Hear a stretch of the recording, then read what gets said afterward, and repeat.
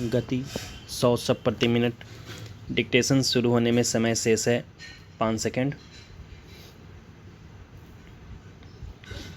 Ready, start.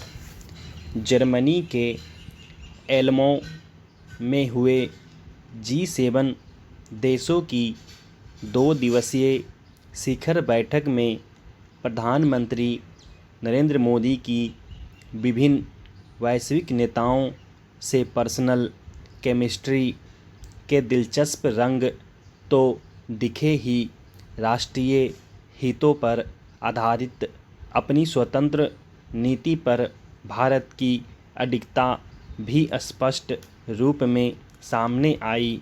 Bharat हालांकि G7 देशों के समूह America, Britain, France, Germany, Canada, Italy और जापान का सदस्य नहीं है, लेकिन जर्मनी के आमंत्रण पर बतौर मेहमान नरेंद्र मोदी इसमें शामिल हुए थे।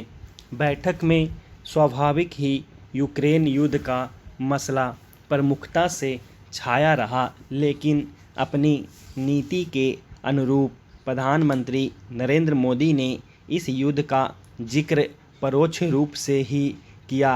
अपने संबोधन में उनकी इस बात ने सबका ध्यान खींचा कि ऊर्जा के संसाधनों पर सिर्फ अमीरों का कब्जा नहीं होना चाहिए, इस पर गरीबों का भी समान हक है। इसी संदर्भ में उन्होंने क्लीन एनर्जी के क्षेत्र में किए गए अपनी सरकार के कार्यों को रेखांकित करते हुए सभी देशों से भारतीय बाजार में इस क्षेत्र में उभरती ज़बरदस्त संभावनाओं के मद्देनज़र यहाँ निवेश करने की अपील की। प्रधानमंत्री का यह कहना इस लिहाज से भी अहम था कि G7 देशों के एजेंडे का एक बड़ा मकसद रहा है भारत और चीन जैसे देशों में रूस की तेल सप्लाई को किसी उपाय से कम करवाना।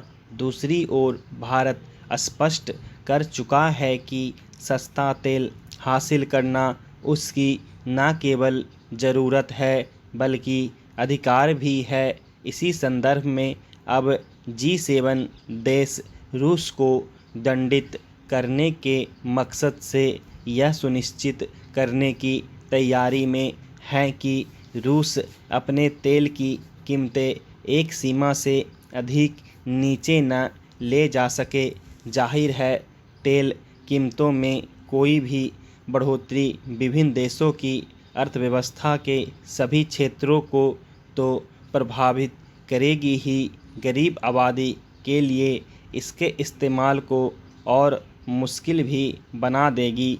क्लीन एनर्जी का क्षेत्र न केवल भारत में पश्चिमी देशों के लिए शानदार मौका मुहैया कराता है, बल्कि ऊर्जा के पारंपरिक साधनों पर निर्भरता कम करने का भी अच्छा उपाय हो सकता है।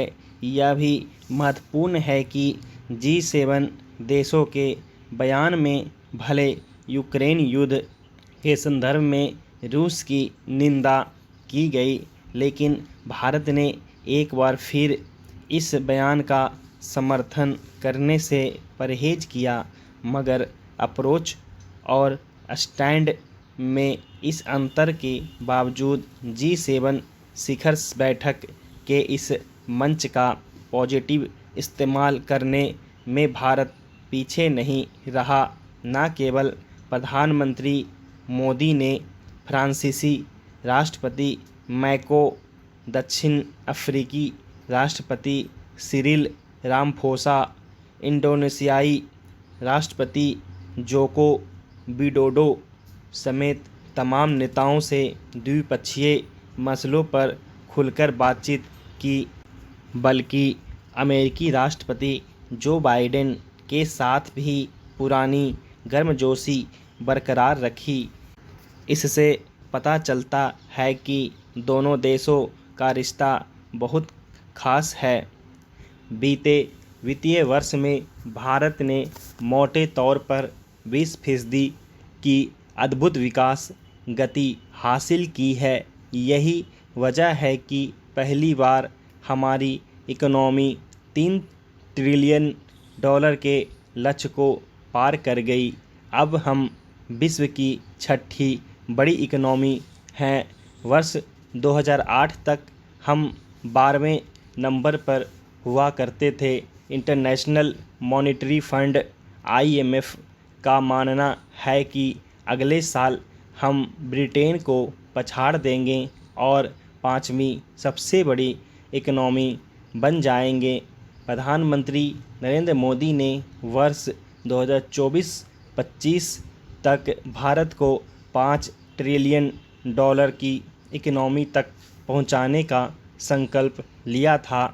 IMF के अनुसार अब हम यह लक्ष्य 2026-27 तक हासिल कर पाएंगे। स्टॉप।